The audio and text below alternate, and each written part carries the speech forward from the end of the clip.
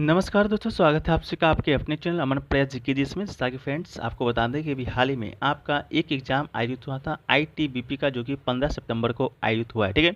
और 16 सितंबर को आपका जो आंसर की है वो दे दिया गया था, ठीक है। आईटीबीपी का फुल फॉर्म आपका भारत तिब्बत सीमा पुलिस बल होता है। तो यही जो एग्ज़ाम है आपका कौन करवाता है, तो दोस्तों आपका टीसीएस ही करवाता है, ठीक है। और एसएससी के भी जो सारे एग्जाम होते हैं वो दोस्तों आपके टीसीएस ही कराते हैं, ठीक है। तो आप एसएससी की एग्जाम की तैयारी कर रहे हैं तो आपके लिए जो टीसीएस जो एग्जाम कंडक्ट कराता है उन सभी प्रश्नों को आपको साथ में लेकर चलना होता है, क्योंकि आपको इससे एक पैटर्न मालूम चलता है कि हालांकि टीसीएस का पैटर्न आपका क्या है नया वाला, ठीक है। तो इसीलिए दोस्तों आपका तीनों शिफ्टों में तकरीबन 50 जीके जी के प्रश्न जो कि पूछे गए थे, तो उन सभी 50 प्रश्नों को देखेंगे, साथ में उनसे जो है संभावित एक्स्ट्रा फैक्ट्स को भी देखेंगे, ठीक है। तो चलिए वीडियो को स्टार्ट करते हैं बिना किसी देरी के। तो देखिए, पहला जो प्रश्न आपका है कि कौन सा अंग कोशिका में एटीपी के रूप में ऊर्जा उत्पन्न करने के लिए उत्तरदायी होता है, जिसका राइट आंसर दोस्तों आपका सूत्रकनिका हो जाएगा, ठीक है, सूत्रकनिका, ठीक है। इसके अलावा गोल्जी कॉय की बात करेंगे तो इससे कोशिकाओं के अणुओं का यातायात प्रबंधक कहा जाता है।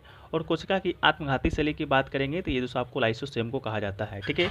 इसके अलावा माइटोकॉन्ड्रिया की कोशिका एक शक्तिगृह यानी कि पावर प्लांट कहा जाता है।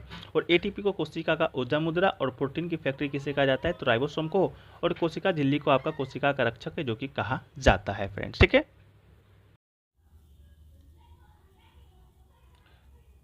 वीडियो में आगे बढ़ने फ्रेंड्स, इससे पहले दोस्तों आपको बता दें कि अभी टेक्स्ट बुक के ऊपर आपका बप्पा का आशीर्वाद, जैसा कि आप लोग को मालूम होगा गणेश चतुर्थी चल रहा है, तो आप सभी लोग को गणेश चतुर्थी की हार्दिक शुभकामनाएं, ठीक है।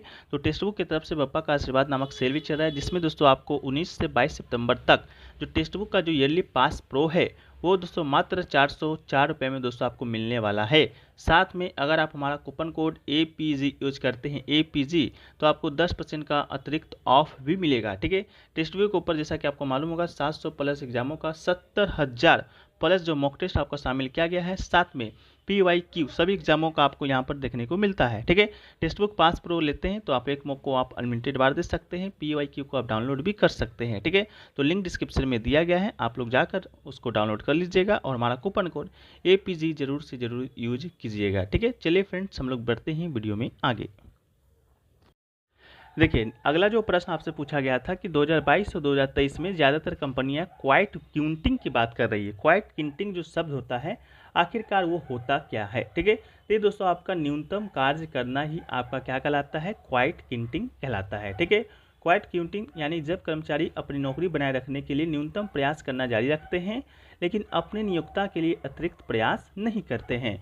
इसका मतलब यह हो सकता है कि बैठकों में न बोलना, कार्यों के लिए स्वयं सेवा न करना, ओवर टाइम काम करने से इनकार करना ही आपका क्वाइट क्विंटिंग है जो कि कहलाता है, ठीक है। नेक्स्ट क्वेश्चन देखिए, पूछा गया कि निम्नलिखित में से कौन सा पशु साम्राज्य का एक विशिष्ट विशेषता है, ठीक है। तो इसका जो राइट आंसर है दोस्तों आपका यूकेरियोटिक कोशिकाएं आपका राइट आंसर हो जाएगा। सभी जानवरों यूकेरियोटिक बहुकोषीय जीव है और लगभग सभी जानवरों में विशेष उत्तक पाए जाते हैं, ठीक है। नेक्स्ट आपका है कि सदाबहार वनों के लिए प्रसिद्ध सुंदरवन भारत के किस राज्य में स्थित है, तो ये दोस्तों आपका पश्चिम बंगाल इसका राइट आंसर हो जाएगा, ठीक है। सुंदर डेल्टा वन सदाबहार मैंग्रोव वन पाए जाते हैं। सुंदर वन बंगाल की खाड़ी के डेल्टा में गंगा ब्रह्मपुत्र मेघना नदी के संगम द्वारा स्थित एक मैंग्रोव पथ है और पश्चिम बंगाल राज्य में इन वनों को सबसे बड़े डेल्टा के नाम पर सुंदरवन के नाम से जाना जाता है। इसके अलावा कावेरी, कृष्णा, महानदी, गोदावरी, गंगा के उपजाऊ डेल्टा सदाबहार मैंग्रोव वन से बने हुए हैं। अल्पाइन और हिमालयी वनों पहाड़ों तक ही सीमित है, ठीक है, इस बात को भी याद रखिएगा। नेक्स्ट आपका है कि भारत में दशकीय जनगणना किस संगठन के द्वारा कराया जाता है, तो दशकीय जो जनगणना है वो दोस्तों आपका गृह मंत्रालय के द्वारा कराया जाता है। तो इसका जो राइट आंसर है दोस्तों आपका क्या हो जाएगा, गृह मंत्रालय हो जाएगा, ठीक है। दशकीय जनगणना की बात करेंगे तो ये दोस्तों सबसे जो पहले आपका जो दशकीय जनगणना हुआ था वो फ्रेंड्स आपका 1872 में पहली बार आपका हुआ था। उस समय से दोस्तों आपका हर साल पे जो जनगणना है, हर 10 साल पे जनगणना है वो आपका होते रहता है, ठीक है। इसके अलावा जो लास्ट बार जनगणना है वो फ्रेंड्स आपका 2011 में हुआ था, जो कि दोस्तों आपका देश का 15वीं जनगणना था। वहीं पर बात करें स्वतंत्र भारत का केमा जनगणना था, तो वो दोस्तों आपका 7वीं जनगणना था। स्वतंत्र भारत की बात करेंगे तो पहली बार जनगणना आपका 1951 में देखने को मिला था, ठीक है। इसके अलावा ये जो जनगणना 1951 का जो जनगणना आपका हुआ था वो आपका 1948 की जनगणना अधिनियम के तहत जो कि बनाया गया था, ठीक है। इस बात को भी याद रखिएगा, पहली बार आपका 1872 में होता है, इसके बाद 1881 में आपका जनगणना है जो कि ऑफिशियल तौर पर आपका होता है, जो कि कौन कराता है, गृह मंत्रालय कराता है, ठीक है। नेक्स्ट आपका है कि राजकोषीय घाटा में सरकारी बजट के संदर्भ में राजकोषीय जो घाटा होता है वो शब्द है जो कि क्या दर्शाता है। ठीक है, तो राजकोषीय घाटा का जो मतलब होता है राजस्व से अधिक सरकारी व्यय हो जाना। ठीक है, घाटा का मतलब ही हो जाता है जितना हम लोग मतलब कमाएंगे नहीं उतना क्या करेंगे, उड़ा देंगे। ठीक है, तो वही दोस्तों घाटा का मतलब होता है राजस्व में अधिक सरकारी व्यय। ठीक है, नेक्स्ट आपका है कि कौन भारतीय संविधान के जनक के रूप में जाने जाते हैं। भारत के संविधान का मसौदा तैयार करने में महत्वपूर्ण भूमिका निभाई थी। ठीक है, तो राइट आंसर फ्रेंड्स आपका क्या हो जाएगा, डॉक्टर भीमराव अंबेडकर, इसका आपका हो जाएगा राइट आंसर। ठीक है, डॉक्टर भीमराव अंबेडकर की बात करेंगे तो ये दोस्तों आपके प्रारूप समिति के क्या थे, अध्यक्ष थे। प्रारूप समिति में कुल कितने लोग थे, तो आपको बता दें कुल 7 सदस्य थे। ठीक है, डॉक्टर भीमराव अंबेडकर को मिला गया। वो 7 सदस्य कौन कौन से थे, एक तो आपके डॉक्टर भीमराव अंबेडकर ही थे, आपके क्या थे तो अध्यक्ष थे। इसके अलावा कन्हैया लाल मणिकलाल मुंशी थे, एन गोपाल स्वामी अयंगर थे, इसके अलावा अल्लादी कृष्णा स्वामी अयंगर थे, इसके अलावा एन माधवराज थे जिनके आपका निधन हो गया था। इसके बाद आपका बी एल मित्तल के स्थान पर आपका आए थे। ठीक है, सॉरी बी एल मित्तल का निधन हो गया था, उनके स्थान पर आए थे। टी कृष्णमाचारी हैं जो कि डी पी कटान के स्थान पर आए थे। इसके अलावा मोहम्मद सादुल्लाह है। ठीक है, इसके अलावा संविधान की बात करेंगे तो 26 जनवरी 1949 को अंकित किया गया था और 26 नवंबर 1949 को पारित हुआ था और 26 जनवरी 1950 को प्रभावी हुआ था। संविधान बनने में जो कुल समय है आपका 2 वर्ष 11 महीने और आपका 18 दिन है जो कि लगता है। ठीक है, नेक्स्ट आपका है कि 2023 में भारत में कौन सा पर्यावरणीय मुद्दा नहीं है। ठीक है, क्या है, पर्यावरणीय मुद्दा नहीं है। ठीक है, इसके अलावा आपको बता दें ईवी विनिर्माण आपका इसका राइट आंसर हो जाएगा। ठीक है, भारत सरकार फेम 2 यानी कि faster adoption and manufacturing of hybrid electric vehicles scheme 2 जैसे विभिन्न नीतिगत उपायों के माध्यम से ईवीएस निर्माण के अधिकाधिक स्थानीयकरण पर जोर दे रही है। ये क्यों दे रही है, क्योंकि आपका ये पर्यावरणीय मुद्दा नहीं है, जैसा कि जल प्रदूषण है, वायु प्रदूषण है, अवशिष्ट प्रदूषण है। ठीक है, चलिए नेक्स्ट आपका है कि अपने महलों और वास्तुकला के प्रसिद्ध जयपुर शहर का डैश जलवायु का अनुभव करता है। तो आप लोग को मालूम होगा जो राजस्थान है, राजस्थान में आपका जयपुर क्या है, बसा हुआ है। तो दोस्तों आपका क्या है, रेगिस्तान है। ठीक है, रेगिस्तानी इलाका है। इसके अलावा आपका उष्णकटिबंधीय पर्णपाती वन की बात करेंगे तो ये वन है जो कि भारत का सबसे व्यापक वन है। इसे मानसून वन भी कहा जाता है। यहाँ से 200 सेंटीमीटर से 70 सेंटीमीटर के बीच जो कि वर्षा प्राप्त होता है। इसके अलावा उष्णकटिबंधीय नम पर्णपाती वन की बात करेंगे तो उष्णकटिबंधीय शुष्क पर्णपाती वन आते हैं। पर्णपाती वन में भारत सबसे बड़े वन क्षेत्र को कवर करती है 60% से अधिक। ठीक है, इसके अलावा उष्णकटिबंधीय पर्णपाती वन की बात करेंगे तो आपका इस वन में कौन कौन सा आपके पेड़ आते हैं, तो साल हो गया, सागौन हो गया, शीशम हो गया। इसके अलावा हर्रा, बहरा, आंवला, श्यामल, कुसुम, चंदन ये सब पेड़ आपके आते हैं। ठीक है, नेक्स्ट आपका है कि 5वें राष्ट्रीय परिवार और स्वास्थ्य सर्वेक्षण के अनुसार भारत में किस लिंग की जनसंख्या सबसे अधिक है। ठीक है, तो जो आपका राष्ट्रीय परिवार और स्वास्थ्य सर्वेक्षण हुआ है उसमें आपका महिलाओं की संख्या है जो कि दोस्तों आपका सबसे ज़्यादा है। ठीक है, ओवरऑल बात करेंगे तो 1020 महिला है 1000 पुरुष पर। ठीक है, 1020 महिला है 1000 पुरुष पर। सेक्स रेशियो की बात करेंगे तो 929 है। भारत में केवल 5 राज्य हैं जहां पर प्रजनन दर है जो कि आपका 2.1 प्रजनन क्षमता को प्रतिस्थापन स्तर से ऊपर है। ठीक है, इसके अलावा ऊपर है ये राज्य मेघालय, बिहार, उत्तर प्रदेश, झारखंड और मणिपुर है। ठीक है, नेक्स्ट क्वेश्चन आपसे जो पूछा गया है कि निम्नलिखित में से कौन सा 2023 में भारत के लिए एक सामाजिक मुद्दा है, इसका राइट आंसर दोस्तों आपका हो जाएगा बेरोजगारी। ठीक है, चलिए इसके अलावा नेक्स्ट है कि कौन सी भाषा सामान्य भाषा के रूप में कार्य करती है और भारत के विभिन्न क्षेत्रों में व्यापक रूप से बोली जाती है। तो दोस्तों आपका हिंदी है जो कि आपका बोला जाता है। भारत में 19,569 भाषाएं हैं और बोलियाँ मातृभाषा के रूप में बोली जाती हैं। ठीक है, 2011 की जनगणना की बात करते हैं तो सबसे ज़्यादा जो बोली जाने वाली भाषा है हिंदी को मातृभाषा के रूप में बोली जाने वाली संख्या जो कि आपका पूरी जनसंख्या का 43.6% है। ठीक है, इसके अलावा बात कर लेते हैं दूसरा नंबर पे आपका बंगाली है। बंगाली आपका 8.3% बोला जाता है। इसके अलावा आपका मराठी है तीसरा पे, चौथा पे तेलुगु, पांचवा पे तमिल है। ठीक है, संस्कृत की बात करेंगे तो संस्कृत आठवीं अनुसूची की भाषा है जो कि सबसे कम है जो कि आपका बोला जाता है। ठीक है, चलिए इसके बाद बात करते हैं आपका नेक्स्ट प्रश्न से क्या है। नेक्स्ट प्रश्न है इसके अलावा नेक्स्ट प्रश्न आपका है कि कौन सी नृत्य शैली की मुद्राएं मंदिर की मूर्तियों में पाई जाने वाली मुद्राओं की नकल करती है। तो राइट आंसर दोस्तों आपका ओडिसी हो जाएगा। ठीक है, इसके अलावा नेक्स्ट आपका है कि जुलाई 2021 में सामाजिक न्याय अधिकारिता मंत्रालय के कैबिनेट मंत्री कौन हैं? तो ये दोस्तों आपके डॉक्टर वीरेंद्र कुमार हैं। इसके अलावा आपके अमित शाह आपके क्या हैं? तो गृह मंत्री है, जो कि अभी ऊपर आपका आया था, गृह मंत्री से संबंधित गृह मंत्री है। स्मृति ईरानी क्या है? तो बाल विकास मंत्रालय के मंत्री हैं। ठीक है, नेक्स्ट आपका है कि ब्रिटिश शासन से भारत की तत्काल स्वतंत्रता की मांग भारत छोड़ो आंदोलन किस वर्ष शुरू हुआ था? तो किस वर्ष शुरू हुआ था? तो आपका सन 1942 में ये जो शुरू हुआ था। भारत छोड़ो प्रस्ताव का जो मसौदा है वो दोस्तों आपका जवाहरलाल नेहरू जी के द्वारा शुरू किया गया था, और भारत छोड़ो का जो नारा है मेयर अली ने लिखा था और महात्मा गांधी ने इसे आम लोगों के बीच पहुंचाया था। इसके अलावा 8 अगस्त 1942 को मुंबई के ग्वालियर टैंक मैदान में अखिल भारतीय कांग्रेस महासमिति ने भारत छोड़ो आंदोलन का प्रस्ताव पारित किया था। ये आंदोलन महात्मा गांधी के द्वारा अखिल भारतीय कांग्रेस समिति के मुंबई अधिवेशन में बुलाया गया था। ठीक है, नेक्स्ट आपका है कि निम्नलिखित में से कौन सा भारत का आपका सर्वोच्च साहित्यिक पुरस्कार है? तो सर्वोच्च साहित्यिक पुरस्कार आपसे पूछा है तो आपका ज्ञानपीठ पुरस्कार इसका राइट आंसर हो जाएगा। ये जो ज्ञानपीठ जो पुरस्कार है व्यास सम्मान हिंदी साहित्य में हिंदी साहित्यिक रचना को के बिरला फाउंडेशन के द्वारा किया जाता है।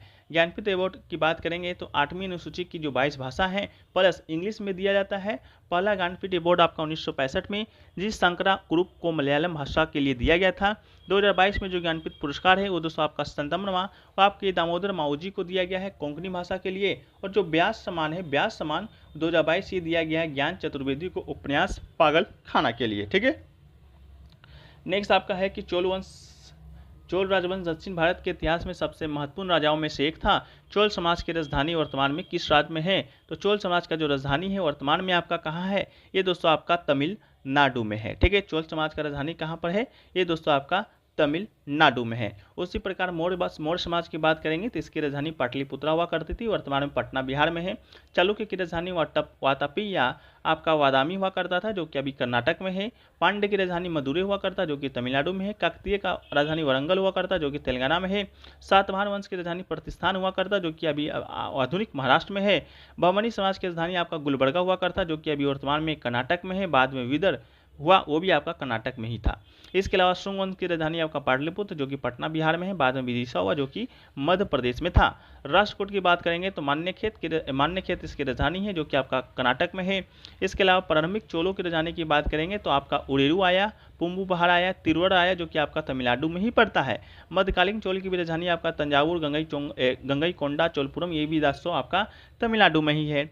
हर्षवर्धन जो समाज का स्थापना किया था पुष्पवती वंश का, उसका राजधानी आपका थानेश्वर था। स्थापना इन्हें किया था, शासन किया था। ठीक है, उसकी राजधानी थानेश्वर था, जो कि आपका हरियाणा में है। बाद में कन्नौज हो, जो कि यूपी में है। कनिष्क की राजधानी पुरुषपुरा है, जो कि आपका अभी वर्तमान में पाकिस्तान में है। शिवाजी रायगढ़ की राजधानी आपका महाराष्ट्र में है। टिप्पू सुल्तान की राजधानी आपका श्रीरंगपट्टनम, वो भी आपका कहाँ है? तो आपका कर्नाटक में ही स्थित है। ठीक है, चलिए नेक्स्ट पक्ष की बात करते हैं तो 18 जुलाई में चल रहा देवधर ट्रॉफी खेलकूद प्रतियोगिता टूर्नामेंट किस खेल से संबंधित है? ठीक है, तो देवधर ट्रॉफी की बात करेंगे तो ये फ्रेंड्स आपका किससे संबंधित है? तो क्रिकेट से संबंधित है। ठीक है, 2023 में आपका जैसा कि प्रश्न बताया गया है कि आपका आयोजित हुआ है, तो जो विजेता बना था आपका साउथ जोन आपका विजेता बना था। इसके अलावा प्लेयर ऑफ द सीरीज कौन बना था? आपका रियान प्रयाग बना था, जो कि आपका वेस्ट ईस्ट जोन का था, जिन्होंने 354 रन जो कि बनाया था।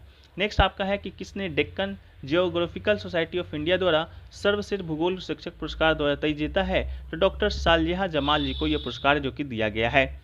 नेक्स्ट क्वेश्चन की बात करेंगे तो पूछा गया कि भारतीय संविधान का कौन सा भाग मौलिक कर्तव्यों से संबंधित है? तो मौलिक कर्तव्य से भाग कौन सा संबंधित है? आपका भाग 4A संबंधित है। इसके अलावा अनुच्छेद अगर पूछता तो आपका अनुच्छेद 51A हो जाता। इसके अलावा इसे कब जोड़ा गया था? तो 42वां संविधान संशोधन हुआ था 1976 में, उसके माध्यम से हमारे भारतीय संविधान में जोड़ा गया था। किस समिति की सिफारिश पर जोड़ा गया था? तो स्वर्ण सिंह समिति की सिफारिश पर जोड़ा गया था। लिया किस देश से लिया गया था? तत्कालीन USSR, अब आपका रूस हो गया है, वो देश के संविधान से आपका लिया गया था। ठीक है, इसके अलावा इस समय आपका 10 मौलिक कर्तव्य जोड़ा गया था और 11वां जो मौलिक कर्तव्य है वो जोड़ा गया था आपका 2002 में। 2002 में आपका 86वां संविधान संशोधन के तहत आपका ये जो संविधान संशोधन जो कि जोड़ा गया था। ठीक है, ये दोस्तों आपका फर्स्ट शिफ्ट का रहा। अब हम लोग देखेंगे सेकंड शिफ्ट के क्वेश्चन को। तो चलिए सेकंड शिफ्ट का जो फर्स्ट क्वेश्चन है फ्रेंड्स, वो पूछा गया है कि 2011 की जनगणना के अनुसार भारत में स्त्रियों की संख्या कितनी है? महिलाओं की संख्या पूछा गया था, तो 64.6% इसका आपका राइट आंसर हो जाएगा। ठीक है, ये दोस्तों आपका महिलाओं का संख्या है। इसके अलावा बात करेंगे तो आपका देश में साक्षरता दर का, तो ये आपका 74.0% है। पुरुष की साक्षरता दर कितना है, तो 82.14% है। इसके अलावा महिलाओं की साक्षरता दर कितना है, 65.46% है। ठीक है, इस बात को याद रखिएगा। नेक्स्ट क्वेश्चन जो पूछा गया कि निम्नलिखित में से कौन सा नोडल मंत्रालय में भारत में सतत विकास लक्ष्य 1 के कार्यान्वयन के लिए जिम्मेदार है, तो दोस्तों आपका ग्रामीण विकास मंत्रालय आपका क्या है, जिम्मेदार है। तो इसका राइट आंसर आपका क्या हो जाएगा, ग्रामीण विकास मंत्रालय हो जाएगा। नेक्स्ट क्वेश्चन पूछा गया कि भारतीय संविधान का निम्नलिखित में से कौन सा अनुच्छेद विधि के समक्ष समता के उपबंध से संबंधित है, तो इसका राइट आंसर आपका अनुच्छेद जो 16 है आपका राइट आंसर हो जाएगा। ठीक है, अनुच्छेद जो 16 है वो दोस्तों आपका समानता का अधिकार से संबंधित अनुच्छेद है, जो कि समानता का जो अधिकार एक आपका मौलिक अधिकार है, जो कि अनुच्छेद 14 से 18 के अंतर्गत आता है। 14 में दोस्तों आपका विधि के समक्ष समानता से संबंधित है, समानता से संबंधित है। इसके अलावा 15 आपका है धर्म मूल वन जाति लिंग या जन्म स्थान के आधार पर विभेद से प्रसारित करता है। 16 आपका लोक नियोजन के विषय पर अवसर की समानता से संबंधित है। 17 आपका अस्पृश्यता का अंश से संबंधित है। 18 आपका उपाधियों का अंश से संबंधित है। ठीक है, तो विधि के समक्ष समता पूछा था, समता, ये दोस्तों आपका अनुच्छेद 16 हो जाएगा। समानता पूछता तो अनुच्छेद 14 होता है। नेक्स्ट आपका है कि जनवरी 2023 में खेलो इंडिया यूथ गेम्स के निम्नलिखित में से कौन सा खेल जोड़ा गया था, तो ये दोस्तों आपका कैनोइंग आपका जो खेल है आपका जोड़ा गया था। इसके अलावा आपका कैनोन सॉलम जोड़ा गया था, फेंसिंग जोड़ा गया था, जो कि तलवारबाजी से संबंधित है। ये सभी जो खेल हैं आपका 2023 के खेलो इंडिया यूथ गेम्स में आपका जो जोड़ा गया था, जो कि आपका 5वां खेलो इंडिया यूथ गेम्स था, जो कि आपका मध्य प्रदेश में आयोजित हुआ था, मध्य प्रदेश के 8 अलग अलग शहरों में। ठीक है, और ट्रैक साइकिलिंग का जो इवेंट था वो आपका सिर्फ दिल्ली में आयोजित है, जो कि हुआ था।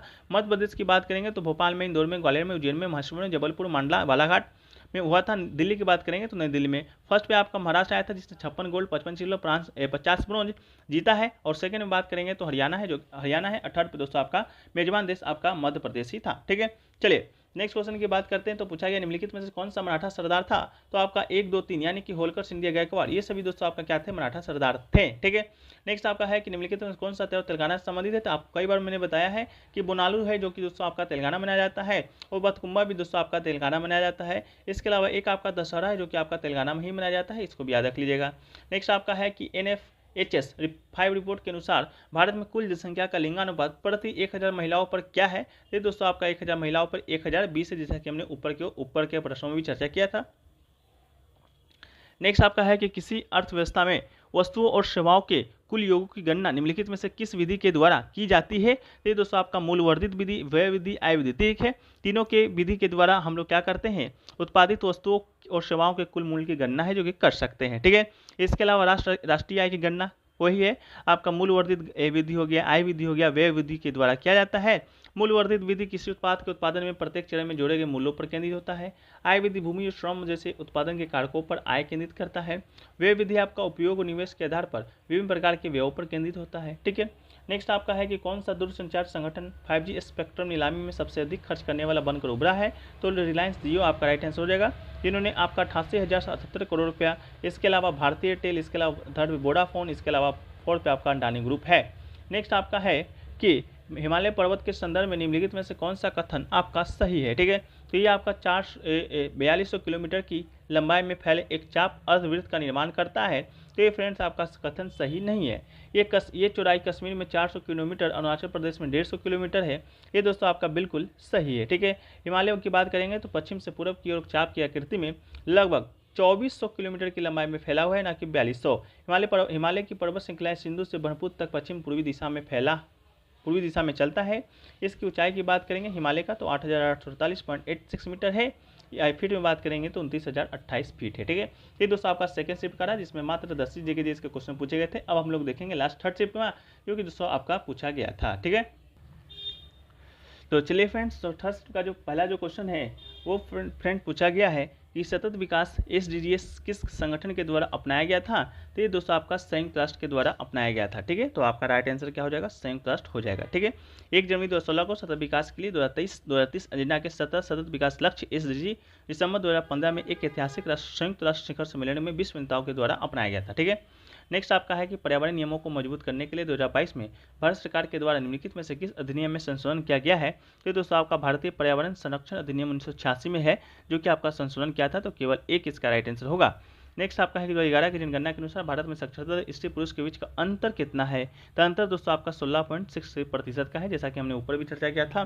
पुरुष का साक्षरता दर 82.14% है और महिलाओं का 65.46% है और देश में साक्षरता दर आपका 74.0% है। ठीक है, चलिए नेक्स्ट क्वेश्चन की बात करेंगे तो भारतीय संविधान का जो भाग 4 है किससे संबंधित है। तो मौलिक कर्तव्य से, जैसा कि हमने ऊपर बहुत बारीकी से चर्चा किया है, तो मौलिक कर्तव्य इसका राइट आंसर होगा। नेक्स्ट आपका है कि IPL 2023 की ट्रॉफी किस टीम ने जीता है। तो 2023 आपका IPL है जो कि आपका चेन्नई सुपर किंग के द्वारा जीता गया है। उपविजेता की बात करेंगे तो गुजरात टाइटन है। चेन्नई सुपर किंग का ये आपका 5वां टाइटल था। ठीक है, ऑरेंज कैप की बात करेंगे तो ऑरेंज कैप आपका शुभमन गिल को मिला था जो कि गुजरात टाइटंस के खिलाड़ी थे, 890 रन बनाया था। मोस्ट सक्सेसफुल टीम की बात करेंगे तो चेन्नई सुपर किंग है और मुंबई इंडियंस जिन्होंने 5 बार ट्रॉफी है जो कि जीता है। और सबसे ज़्यादा विकेट है आपका जो कि पर्पल कैप दिया जाता है वो आपका मोहम्मद शमी को दिया गया था, GT के हैं यानी गुजरात टाइटंस के, जिन्होंने 28 विकेट है जो कि अपने नाम किया था। Emerging player of the season की बात करेंगे तो यशस्वी जायसवाल को दिया गया था जो कि RR के खिलाड़ी हैं। और मोस्ट वैल्यूएबल आपका प्लेयर ऑफ की बात करेंगे तो ये दोस्तों आपका दिया गया था शुभमन गिल को दिया गया था। ठीक है, इसके अलावा निम्नलिखित में से कौन सा त्यौहार उड़ीसा से संबंधित नहीं है। तो उड़ीसा से दोस्तों वट जो पूर्णिमा है आपका उड़ीसा से संबंधित नहीं है। बाकी जो डोला पूर्णिमा, झांसी ओंसा और धनु यात्रा है वो दोस्तों आपका क्या है, आपका उड़ीसा से संबंधित है। वट पूर्णिमा की बात करेंगे जिसे वट सावित्री विवर्त भी कहा जाता है। नेपाल, उत्तर भारत, पश्चिम भारतीय राज्यों महाराष्ट्र, गोवा, गुजरात में विवाहित महिला को द्वारा मनाया जाता है। हिंदू कैलेंडर के ज्येष्ठ महीने की पूर्णिमा पर एक विवाहित महिला बरगद के चारों ओर औपचारिक धागा बांधकर अपनी पति के वट पर अपने प्यार को मजबूत करती है, वही दोस्तों आपका वट पूर्णिमा कहा जाता है। नेक्स्ट आपका है कि भारत में 19वीं सदी के वृद्धि प्रशासन के संदर्भ में आपका निम्नलिखित में से किसे मुनरो व्यवस्था के नाम से जाना जाता है। ठीक है, मुनरो व्यवस्था के नाम से जाना जाता है। ठीक है, तो आपको बता दें इसका जो राइट आंसर है वो दोस्तों आपका है रैयतबाड़ी व्यवस्था। ठीक है, क्या है आपका रैयतबाड़ी व्यवस्था, इसका राइट आंसर हो जाएगा। रैयतबाड़ी व्यवस्था की बात करेंगे तो सन 1820 में मद्रास के तत्कालीन गवर्नर थॉमस मुनरो ने रैयतबाड़ी व्यवस्था का आरंभ किया था। यह व्यवस्था मद्रास, मुंबई, असम के कुछ भागों में और आपका लागू किया गया था। इसके तहत आपका 51% भूमि है आपका आया था, मतलब 51% भूमि पर ये दोस्तों आपका रैयतबाड़ी व्यवस्था जो कि लाया गया था। इसमें रैयत यानी किसानों को भूमि का मालिकाना हक प्रदान किया गया था। इसमें भू राजस्व का निर्धारण भूमि की क्षेत्रफल के आधार पर किया गया था। एक आपका है मनसबदारी व्यवस्था जो कि अकबर लाया था शासनकाल में 1575 में। एक आपका है स्थायी बंदोबस्त जो कि कॉर्नवालिस ने लाया था 1793 में। एक आपका है रैयतबाड़ी जो कि 1820 में मद्रास के तत्कालीन गवर्नर थॉमस मुनरो लाया था। एक आपका है महालबाड़ी जो कि 1822 में होल्ट मैकेंजी के द्वारा शुरू किया गया था। 1833 में लॉर्ड विलियम बेंटिक के तहत इसकी समीक्षा की गई थी। ठीक है, समीक्षा की गई थी। ठीक है, चलिए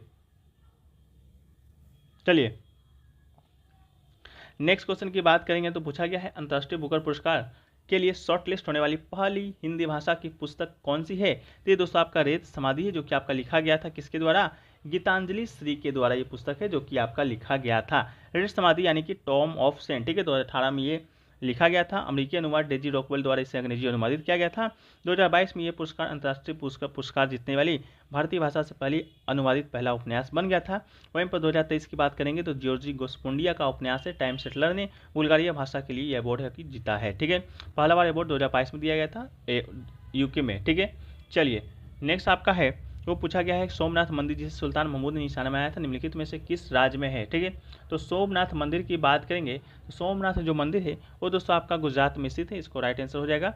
आपको सुल्तान महमूद गजनवी के बारे में मालूम होगा, भारत पर मात्र लगभग 17 बार आक्रमण है जो किया था। सबसे भयंकर जो आक्रमण है आपका गुजरात का सोमनाथ मंदिर पर ही किया था। भीम प्रथम की बात करेंगे तो जब आपका महमूद गजनवी आपका आक्रमण किया था उस समय आपका भीम प्रथम वहाँ का शासक हुआ करता था। ठीक है, 1025 में आपका ये आक्रमण है जो कि सोमनाथ मंदिर पर इन्होंने किया था। नेक्स्ट आपका है कि जून 2023 में दीनदयाल अंत्योदय योजना राष्ट्रीय शहरी आजीविका मिशन ने महिला उद्यमियों को सशक्त बनाने के लिए निम्नलिखित में से किस संगठन के साथ साझेदारी की है। तो ये दोस्तों आपका UNDP के साथ है जो कि साझेदारी किया है। ठीक है, तो इसका राइट आंसर आपका UNDP हो जाएगा। नेक्स्ट आपका है कि दी गई अभिव्यक्ति व्यय विधि के अनुसार सकल घरेलू उत्पाद को व्यक्त करती है। इस व्यक्ति में कौन सा चर सबसे परिवर्तनशील माना जाता है। ठीक है, C दिया हुआ है, I दिया हुआ है, G + X - A, तो इसका राइट आंसर आपका निवेश व्यय हो जाएगा। ठीक है, I का मतलब क्या होता है आपका निवेश व्यय होता है। ठीक है, GDP का मतलब होता है C यानी कि उपभोक्ताओं द्वारा किया गया कुल कार्य। I होता है व्यवसाय व्यवसायों पर कुल निवेश, वस्तुओं सेवाओं पर खर्च। जी होता है सरकार के द्वारा कुल खर्च, संघीय राज्य स्थानीय। इसके बाद एक्सपोर्ट माइनस इंपोर्ट होता है, ठीक है, एक्सपोर्ट माइनस इंपोर्ट होता है, ठीक है। तो आय का मतलब आपका निवेश व्यय होता है, तो राइट आंसर हो जाएगा। नेक्स्ट है कि निम्नलिखित में से किस वैधानिक निकाय के द्वारा समष्टि अर्थशास्त्रीय नीतियों का अनुपालन नहीं किया जाता है? तो भारतीय रिजर्व बैंक और भारतीय प्रतिभूति विनिमय बोर्ड, ये दोनों आपका इसका राइट आंसर आपका क्या हो जाएगा? राइट आंसर हो जाएगा। सभी लोग विकास को समान अवसर उपलब्ध कराएगा, सभी लोगों का विकास करने की नीति को ही समष्टि आर्थिक नीति कहते हैं। इसके अलावा आपको वहाँ पर दिया गया है सेबी यानी कि भारतीय प्रतिभूति विनिमय बोर्ड। तो इसकी जो स्थापना आपका 12 अप्रैल 1988 को कार्यकारी निकाय के रूप में किया गया था। 30 जनवरी 1982 को सेबी अधिनियम 1982 के माध्यम से इसे वैधानिक शक्ति दिया गया था, ठीक है। समष्टि की बात करते हैं यानी कि मैक्रो, इसका जो अर्थ होता है राष्ट्रीय आय, उत्पादन, रोजगार, बेरोजगारी, व्यापार चक्र के बाद सामान्य कीमत स्तर, मुद्रा संकुचन, आर्थिक विकास, अंतर्राष्ट्रीय व्यापार, फाइनेंशियल मार्केट आदि इसकी आर्थिक क्रियाओं से है। नेक्स्ट आपका है कि 3 तलाक की प्रथा को अपराध घोषित करने के लिए भारत सरकार के द्वारा निम्नलिखित में से कौन सा मुस्लिम अधिनियम बनाया गया था? ये दोस्तों आपका मुस्लिम महिला बाल विवाह अधिकार संरक्षण अधिनियम 2019 से जो कि आपका बनाया गया था, ठीक है। इस एक्ट में 3 तलाक को गैर जमानती अपराध घोषित करते हुए पुरुष के लिए 3 साल की जेल का प्रावधान है जो कि किया गया है। नेक्स्ट है कि निम्नलिखित में से कौन सा नदी पूरब की ओर बहती है? तो पूरब की ओर दोस्तों आपका वैतरणी नदी बहती है जो कि दोस्तों आपका कहाँ पर है? उड़ीसा में बहता है। पूर्व की ओर बहने वाली नदियाँ में दामोदर है, स्वर्णरेखा है, पेनियार है, महानदी है, गोदावरी है, कृष्णा है, कावेरी है। पेनियार है, ब्राह्मणी है, वैतरणी है, साधना है, वेगई नदी है। पश्चिम की ओर बात करेंगे तो आपका नर्मदा नदी पश्चिम की ओर बहती है। इसके अलावा माही, साबरमती, ताप्ती, लुनी, कालीन, सरस्वती और पेरियार नदी, ठीक है। ये सभी जो नदियाँ हैं आपका पश्चिम की ओर बहती हैं। पूरब की ओर जो भी नदियाँ बहेंगी वो दोस्तों आपका कहाँ गिरेगी? बे ऑफ बंगाल में आके गिरेगी। और पश्चिम की ओर जो भी नदियाँ बहेंगी वो दोस्तों आपका बंगाल की खाड़ी में आके गिरेगी।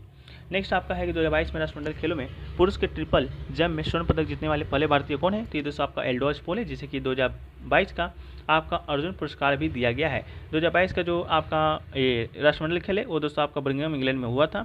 राष्ट्रमंडल खेल की बात करेंगे तो भारत का रैंक आपका 4 था और टोटल पदक आपका 61 था जिसमें से 22 गोल्ड, 16 सिल्वर और 23 ब्रॉन्ज था। नेक्स्ट आपका है कि तेलुगु भाषा के संदर्भ में निम्नलिखित में से कौन सा कथन आपका सही है?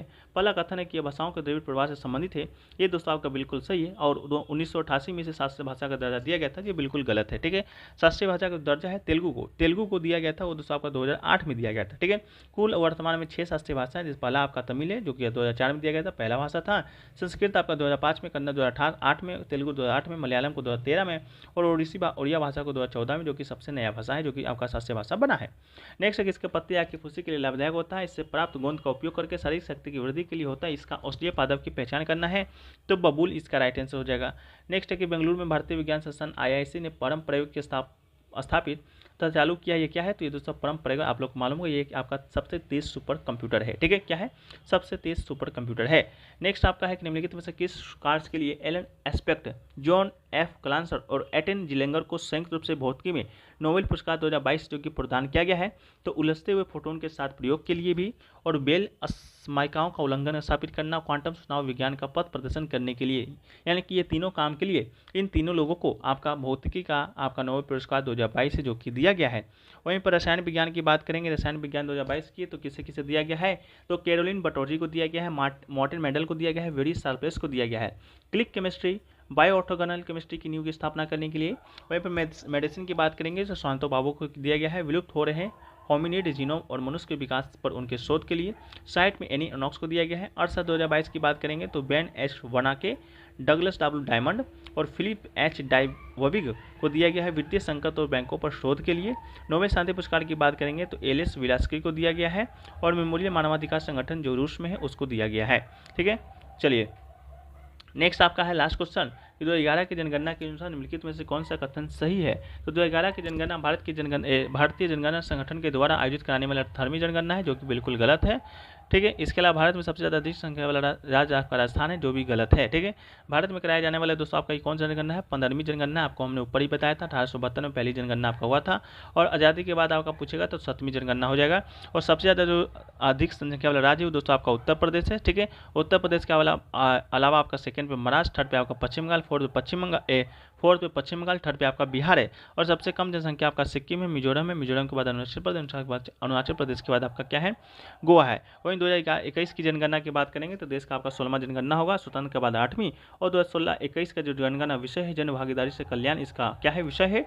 और आपका 16वीं जनगणना से प्रत्येक परिवार से 31 प्रश्न पूछे जाएंगे, ठीक है, ये भी आप याद रखिएगा। चलिए, तो आशा करते हैं फ्रेंड्स वीडियो आपको पसंद आया है। वीडियो पसंद आए वीडियो को लाइक शेयर सब्सक्राइब कमेंट जरूर कीजिएगा। मिलते हैं हम लोग नेक्स्ट वीडियो में, जब तक के लिए जय हिंद, जय भारत, वंदे मातरम।